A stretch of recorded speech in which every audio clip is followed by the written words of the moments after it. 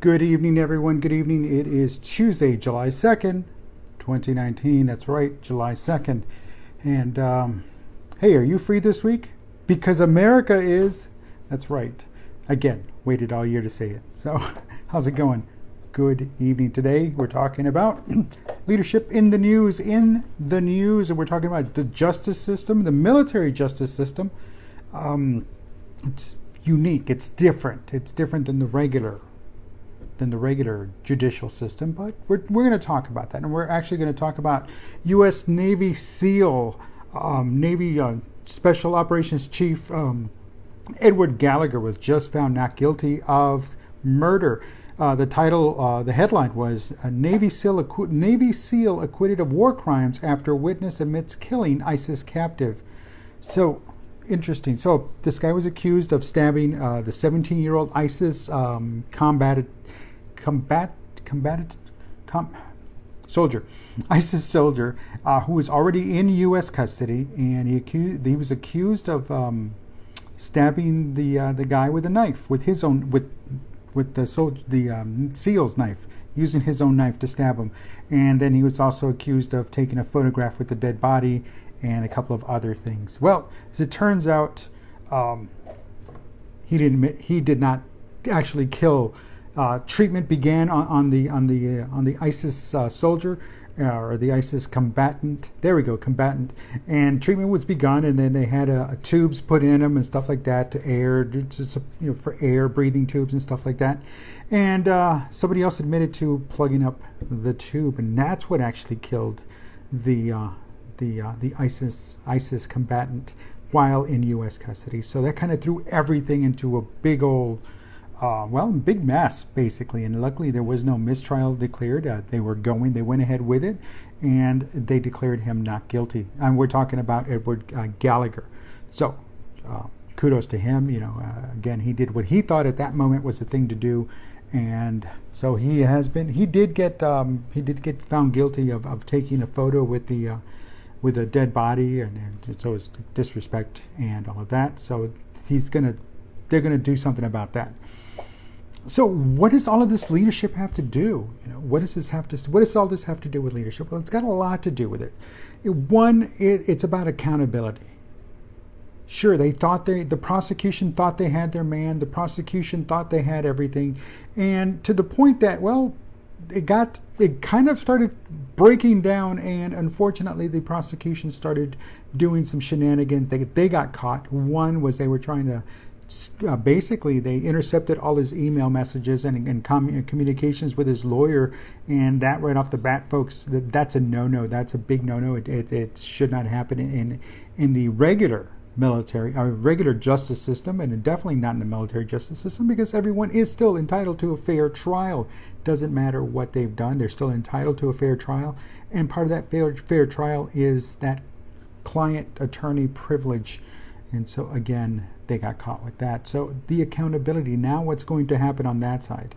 Now what's going to happen to this other guy, the one who admitted to actually stopping the tube and causing the death of the 17-year-old ISIS combatant? Now I don't know if he was actually going to have some kind of he was actually going to recover and be able to go back and to do whatever he was doing prior to getting captured. I don't know that, but what I do know is that that's what the young soldier admitted to doing. So, responsibility.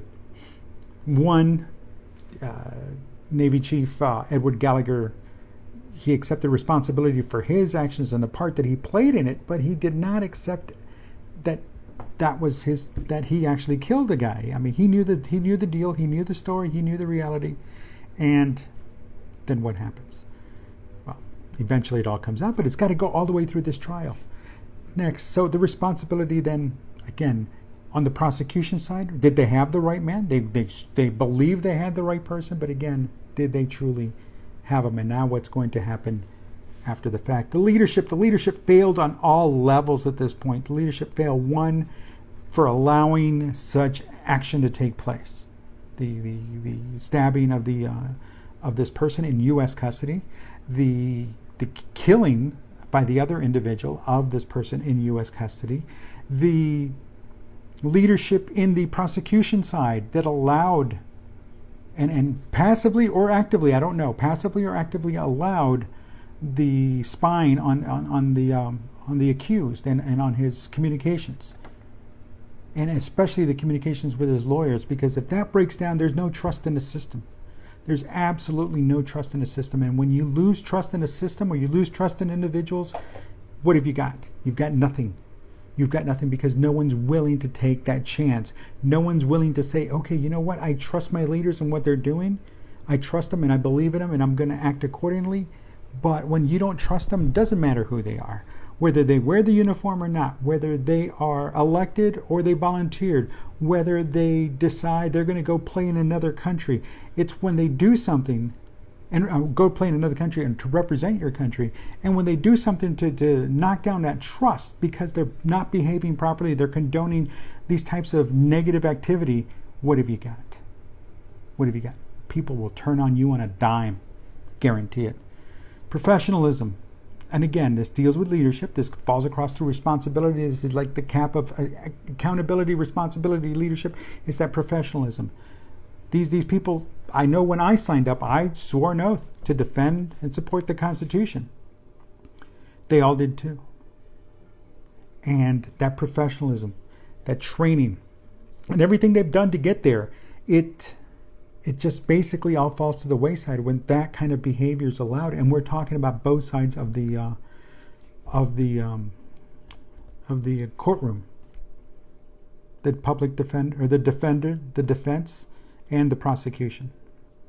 So when you've got no trust in any of that, when you've lost professionalism, when they lack professionalism, when there's no leadership because there's no direction, what have you got? You've got problems. That's where you as a leader have to remember that, hey, you've got to not only hold yourself accountable, you also have to hold others accountable if you want to stay the leader. You also have to lead by example. So maintain that leadership. Accept responsibility for your actions, even if it means you have to go back 37 years in one moment of indulgence and you've kept it hidden for 37 years. Then what have you got? Because it's going to come back and sneak up on you and it's going to bite you, and that's just the way it is. So the same thing here. If you're just sneaking around and you're spying on those people you're trying to prosecute because, well, that's where you're at. And that's what you feel is going to make you win. You've got problems, big problems. So again, ensure that you don't lose your ethics, you don't lose your morals in everything you do. And really what you should be doing is growing them and enhancing them and holding people accountable. And being responsible for your actions and holding them responsible for their actions. But being fair. If they give you something, you give it back, because again, they think they're taking the higher ground when they're not. They think that their behavior is allowable when it's not. And it works both ways, folks. It really, truly does. And I understand it. So listen, have yourself a great evening. It is Tuesday, July 2nd, 2019. I'm Dave Guerra. This is Let's Have a Chat about leadership in the news. And we're talking about the acquittal of U.S. Navy Special Operations Chief Edward Gallagher. And have a good one. I'll talk to you tomorrow.